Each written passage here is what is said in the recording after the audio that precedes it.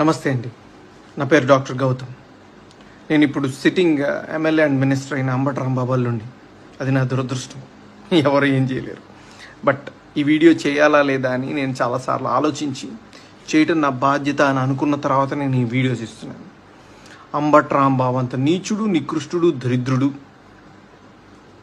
శవాల మీద పేలాలు ఏరుకునే రకాన్ని నేను నా జీవితంలో చూడలేదు. రోజు పొద్దున్నే దండం పెట్టుకునేటప్పుడు ఇంతటి నీచుడిని ఇంకొకసారి నా లైఫ్లో ఇంట్రడ్యూస్ చేయకు స్వామి అని ఎప్పుడు కోరుకుంటూ దండం పెట్టుకుంటుంటా.